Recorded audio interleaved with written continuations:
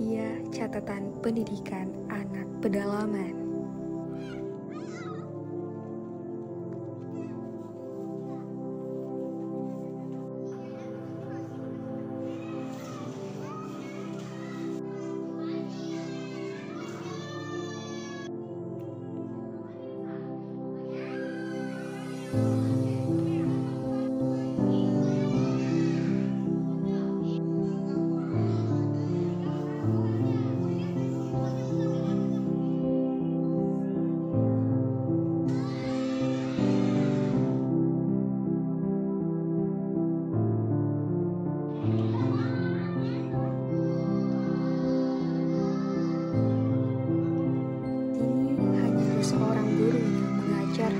Bukan hanya sekedar mengajar, tetapi memberikan seluruh hidupnya tanpa pamrih, tanpa gaji untuk mengabdi di tempat ini.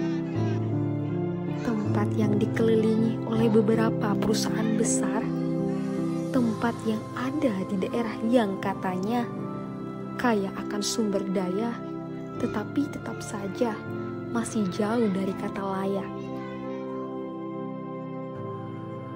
Ini adalah kali kedua kami mengabdi selama beberapa hari.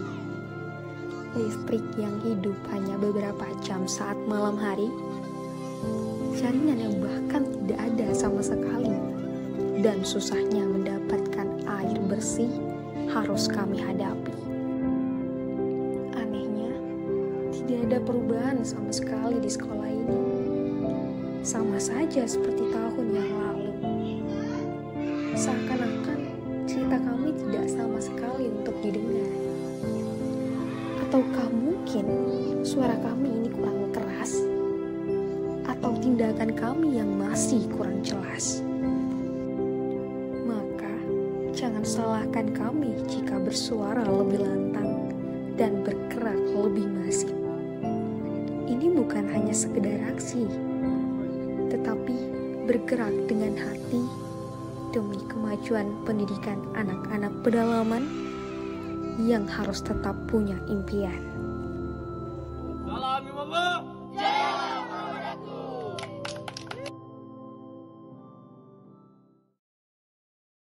Apakah Ibu pernah mengajar di Bantu atau memang dari awal Ibu mengajar sampai sekarang pun masih Ibu sendiri yang mengajar?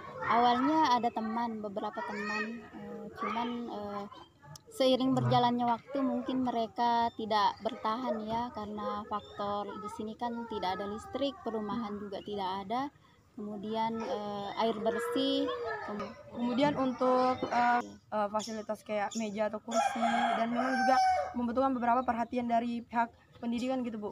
Ya, bisa dilihat ya situasi mejanya seperti apa, banyak yang rusak. Kemudian juga itu sebenarnya sudah tidak cukup, jadi kita bentuk kelompok saja. Ya harapannya sih ya mudah-mudahan ada segera bantuan lah yang lebih layak untuk dipakai anak-anak. Terakhir sumbangan meja dan kursi itu 2011 ya. Sampai sekarang belum ada Bu? Belum ada. Perusahaan lain juga belum ada bantuan. Dari dinas pendidikan juga belum ada. Yang saya tanyakan Bu, mungkin dari seragam sekolah itu memang dari siswanya gitu Bu ya? Iya, kita tahu sendiri perjalanan jauh untuk ke kota ya. Jadi siswa di sini kadang bajunya itu yang untuk olahraga sama batiknya itu kadang tidak seragam. Itu juga karena faktor mungkin orang tuanya tidak mampu untuk menyeragamkan anaknya. Kemudian untuk koordinasi dari sekolahnya Bu, apakah memang ada perhatian gitu Bu, lebih untuk filialnya atau memang dia hanya berpatokan di induk saja Bu? Pertama guru itu di induk sudah banyak sekali ya. Cobalah dibawa ke sini, tapi ya saya juga paham karena kan di sini belum ada perumahan, jadi mereka mau tinggal di mana. Mudah-mudahan pemerintah bisa ngasih perumahan untuk guru supaya mereka adalah yang mau untuk membantu saya di sini. Masalah gaji atau honor kan bisa dibilang Ibu juga belum PNS, atau sistemnya honorer atau bagaimana Bu dari pihak sekolah induk ke Ibu?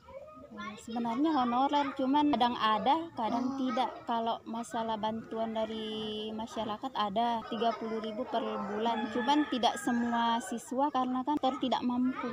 Jadi cuman sekitar 10 siswa lah yang mampu. Itu juga kadang berkurang, kadang lebih. Jadi apa yang membuat Ibu bertahan hingga saat ini mengajar di sini Bu? Rasa kemanusiaan. Awalnya saya berpikir cari uang. Tapi lama-kelamaan banyak sekali hikmah yang bisa saya dapat. Contohnya bisa lebih bersabar. Kemudian diri saya merasa lebih baik lah, bisa memanfaatkan ilmu yang saya berikan untuk anak-anak. Itu aja. Pemerintah Muara Badak ya lebih memperhatikan kami lah di sini, yang walaupun kami pelosok, tolong diperhatikan, jangan cuma di kota. Kemudian juga cobalah pemerintah itu punya kebijakan sedikit untuk guru-guru pelosok, walaupun kami ini cuma lulusan SMA, bukan lulusan S1. Apakah kami tidak berhak untuk mendapatkan sesuatu yang layak gitu sama yang S1? Karena tidak semua S1 yang bisa melakukan pekerjaan seperti ini. Kami berharap hal ini juga dapat dilihat oleh pemerintah setempat ataupun pemerintah kabupaten. Bukan cuma sekedar memberikan janji politik. Momentum ini sudah seringkali disampaikan oleh setiap berapa kali pemimpin politik melakukan kampanye di Kecamatan Muara Badak. Namun yang terjadi hari ini, Desa Solok Bandang, kita ngelihat sendiri seperti video yang terlampir, Desa Solok Bandang masih jauh dari kata tersejahtera. Desa ini benar-benar terisolir, warga kesulitan untuk memperkembangkan ekonomi pendapatannya ke desa-desa lain. Sehingga anak-anak yang di sini pun juga berpikir sangat dangkal. Mereka nggak ngelihat bagaimana desa-desa lain, bagaimana anak-anak sepantaran dia yang ada di desa lain melakukan ataupun memiliki cita-cita yang tinggi. Karena nggak ada benar-benar sumbangsi pemerintah untuk melakukan sebuah renovasi ataupun rekonstruksi mindset dari anak-anak yang ada di Desa Solok Bandang. Pemerintah harus tegas, perusahaan harus peka agar masyarakat bisa berkembang dan maju. Bagi saya, semua momen yang terjadi dalam Teaching Action Season 3 termasuk momen yang sangat berkesan, mulai dari persiapan hingga terlaksananya Teaching Action Season 3. Pesan untuk adik-adik, tetap semangat belajar, teruskan hingga dapat menggapai cita-cita adik-adik semua. Semangat buat adik-adik yang menempuh pendidikan, walaupun fasilitasnya hanya sekedar begitu aja, tapi itu adalah sebuah keberanian untuk adik-adik semua bisa menempuh pendidikan tinggi. Maka harapannya buat adik-adik semua bisa tetap sekolah, lanjutkan semangatnya untuk bisa menggapai cita-citanya. Semangat buat adik-adik yang ada di Tadutan dan Solok Bandang. Tetap lakukan yang terbaik semaksimal mungkin. Tidak perlu kuantitas, yang penting kita bahagia bersama, lakukan apa yang menjadi tupoksi kita.